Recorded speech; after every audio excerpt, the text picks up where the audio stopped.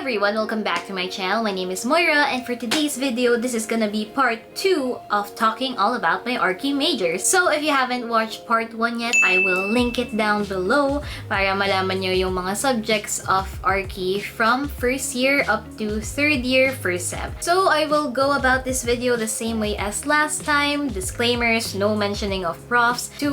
This is just the UP Arki 2012 curriculum because I went into the university back in 2014. I'll link whatever curriculum I can find down below. And also, this is just for UP Arki, so other universities with architecture may have similar subjects. Pwedeng iba lang yung pangalan, pwede rin meron kaming mga subjects na wala sila at meron din mga subjects na meron sila na wala kami. So, you know, keep that in mind. Anyways, without further ado, let's jump right into the video. Woo! So, for your third year, second sem, your first subject is Arc 171. So, oh my gosh, ayan na! 3 digits na yung Arki subjects nyo. So, Arc 171 was structural engineering-ish. So, our prof here was actually an engineer. It was more math-related, ganon, medyo physics. We actually did a scale model of a bridge or something. Yeah, because we learned about yung different types of columns, ganon. I don't remember like the details of this subject, basta I know there were like computations, math, ganon, and engineering stuff. Next, Arc 32 is your design subject for this semester. For this one, we also just had 2 design plates. The first one was a transport hub for UP DILIMAN. Another thing pala about third year, kaya siya mas humihirap na, kasi in your design subjects, you're starting to consider structural. So, kailangan meron ng columns. Before kasi, wala pa. So, like, bahala ka kahit anong gusto mong ilagay, okay lang. Pero ngayon that you have columns, you have to consider din kung paano yung magiging layout dahil may mga columns ka nagsistick out, ganon. Kaya medyo nakaka-stress siya nung third year, pero you have to get used to it because that's how real buildings work. And then the second plate we had was a condominium. So as in like high tower residential. I think it was our first na sobrang taas talaga. Kasi usually mga hanggang 4th floor lang, ganon.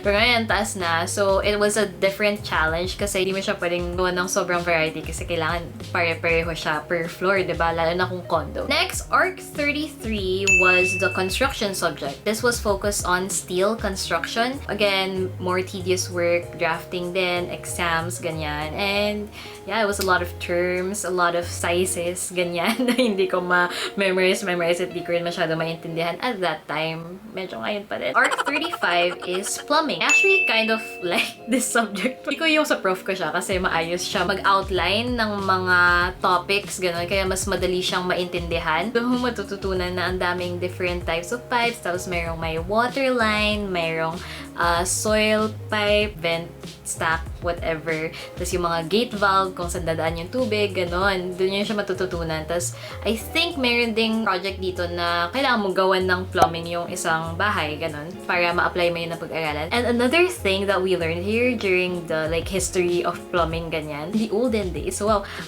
people actually used to just throw their waste out of the window, as in parang buhos lang na gano'n, which is like, pero at that time, that was like the thing to do. Wala pa yung hygiene or sanitation. You should be very thankful na meron na tayong sewer systems and sanitary stuff. Next, Arc 55 is tropical architecture, and this is one of my favorite subjects. I like learning about how I can incorporate those things into the designs that we do kasi talagang kina-consider siya in every building. Doon mo matutunan yung passive cooling, yung stack effect. Our final plate for this was a residential house, which I really enjoyed.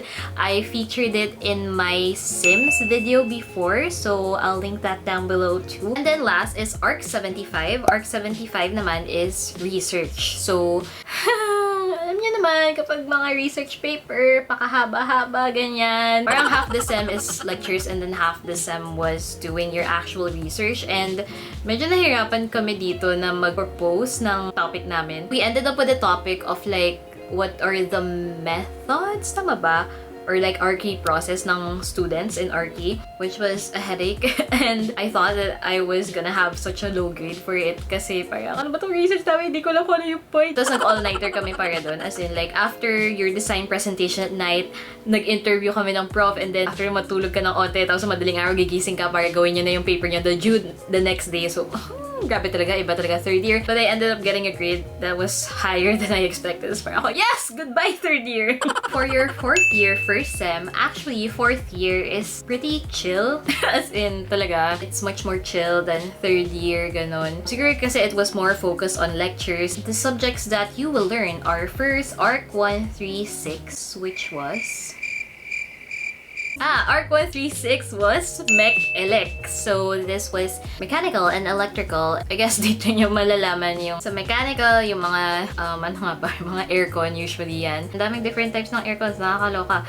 And then, electrical is mga outlets, ganyan, kung saan dadaan, kung paano pupunta sa panel board, ganyan. And then, meron din kaming final plate na it was a bigger building, and then you have to do everything, mga electrical switches. Basically, Elect. Next, Arc 143 is your lighting subject. So, dito nyo matututunan yung iba't ibang types din ng lights. Ang dami, guys. As in, warm light, daylight, ganyan. Meron ding uplight, downlight, spotlight, recess, ganyan. The lighting changes the whole mood of a design. So, talagang, ano siya, game changer. Wow! Ganun.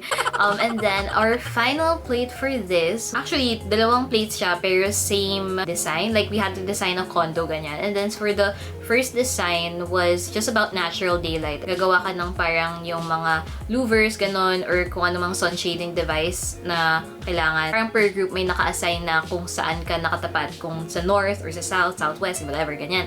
And then the second one was the same condo, pero you had to design na yung artificial lighting. Yun yung ginawa namin sa subject na yun. Next, Arc 161 is urban design, and this is also one of my favorite subjects kasi, I don't know, it's just very interesting. At the same time, nagpapakita yung prof ko ng different examples from all over the world. So like sa New York, ganyan, they have this grid type design. Tapos meron ding mga design na yung hindi ko lang kung natawag doon, pero yung parang circle, elliptical. Elliptical. I just really liked it, and makikita mo kung gaano kapangit yung urban design sa Pilipinas. Oh my gosh, I'm so sorry. Pero it can really, really improve, lalo na in Metro Manila because, you know, the traffic. Our final plate or activity here was we were assigned to go like somewhere. Our group was assigned to go to West Avenue. West Ave, tama ba?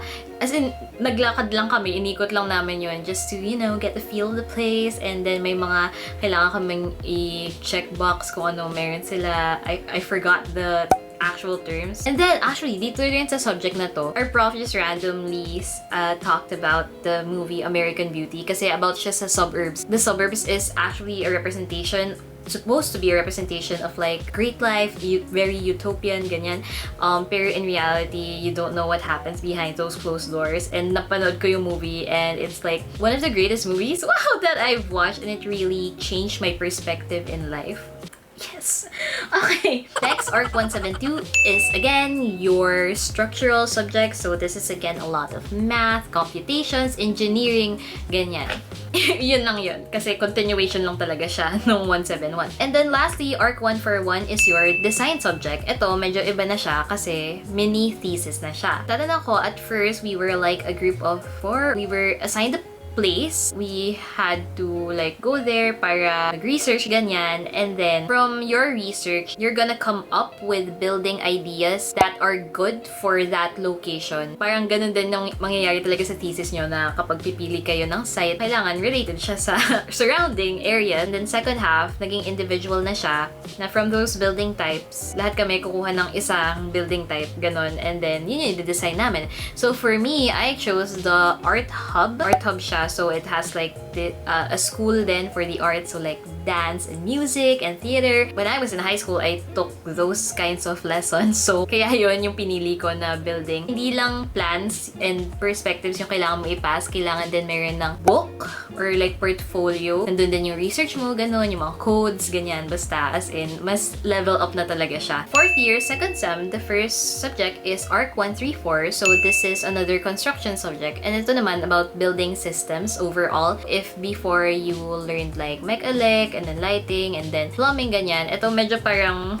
all of those into one subject. Also, like, newer building technologies, CCTV cameras, RFID. Basta yung mga systems na pwede mong i-integrate talaga into a building design to make it safer and also more convenient for the users. One of the final things that we did here was we had to pick a building inside UP and then parang i-observe mo siya tapos gagawa ka ng observations mo kung anong systems ginagamit nila, and we chose the OUR or University Registrar. As in literal na every single subject na kailangan ng ganon ng building review, I chose the OUR kasi sobrang lapit niya sa Arki. Lalakarin mo lang. So sobrang sanay na ako dun. Alam ko na yung building na yun. Next, ARC 147 is acoustics. So how sound travels, like sa stage is supposed to be reflective, and then sa gitna is diffusive, and then sa bandang likod is absorptive. For this one, we had to design a mini theater lang. And then our final plate here was actually, I forgot what it's called, pero parang siyang art installation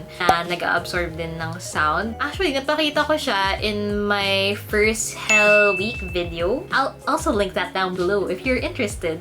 And then next, ARC 162 is also urban design, pero ito medyo iba na siya. I think it's more about the laws. Tama ba? For this subject, dito pumunta kami ng Rizal, Laguna kasi nag-field trip-ish kami doon kasi doon yung site namin, and doon kami mostly nag-focus. I-design mo kung bakit dito yung road, ganon. Government office, and then school, whatever.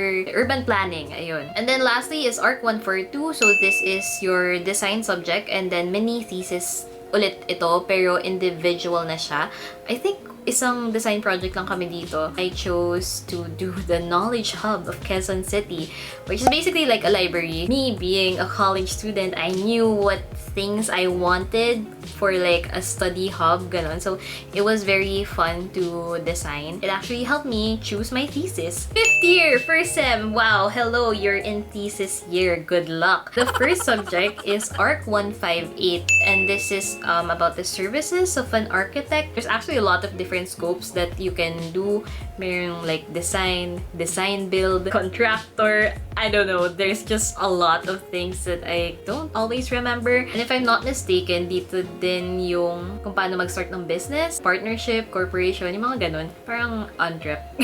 ARC 159 is about finance. I don't really remember much kasi yung 158 and 159 minsan napapagbaliktad ko kasi isa lang yung prof ko doon. Medyo similar topics sila. I learned also about a few laws that affected architecture or building design. And then may like one meeting dito we talked about stocks. Very interesting to me kasi I really didn't know anything about stocks, and it's really a good place to invest your money in, and I really want to, like, kapag medyo may pera na ako ng mas... And then ARC 163 is again another urban design subject, pero this one is focused on housing. What's interesting about this is that in other countries, sobrang ganda na ang social housing nila, as in parang level up naman tayo dito. At the end, basta may place na naka-assign sa amin, like in UP or near UP, ganyan. And we had to go there for interviews, take pictures, whatever. And we had to give recommendations of the things that we can do there to improve yung urban design niya, or even just the housing situation in general. And then ARC 176 was about health and safety of buildings. I think this was more focused on like waste segregation. Alam ko dito kami may pinanood na documentary about trash. Doon ko na-decide na I need to be more eco-friendly. Forward! Forward! Mag-slope up to. Slope up! Slope up! Saan ba? Ayan, forward lang. Okay, to the right. Oh, Stop. Kasi ang traffic. And then nag-building review din kami at the end of this. OUR ulit pinili ko. And then lastly, is your thesis. Okay, ARC 199.1. Okay, so for your first sem of thesis, this is mostly just research. So, proposal, ganyan, background of the study, punta ka sa site, pero malalang research siya. As in, medyo nakaka-stress. As in, na-stress talaga ako. Medyo sa dulo pa yung magkakaroon ka na ng initial design proposal. So, your first semester of thesis is mostly just research. Finally, we have your 5th year, 2nd sem, hopefully your last semester in college, which isa lang yung Arki major mo, which is ARC 199.2, your thesis. So, for this thesis, this is more focused on the design process. Again, I documented it all, linked down below. And then, the first submission was just like architectural, and then the second was architectural and structural. Third submission, architectural, structural, maps, boards, scale model, final plans, ganyan. And then, finally, thesis defense. And finally, congratulations, nakagraduate ka na ng Arki. Was it worth it? But guys, that is it for this video. I hope you really learned a thing or two about what happens when you take up architecture in college. I hope this gives you a bit of a clearer perspective so that you could also decide wisely about what you want to take. But anyways, if you like this video, please give it a thumbs up and don't forget to hit subscribe, and also don't forget to click on the notification bell so you're updated whenever I post a new video. Comment down below what video you want to see next, and I hope to see you next time. Bye!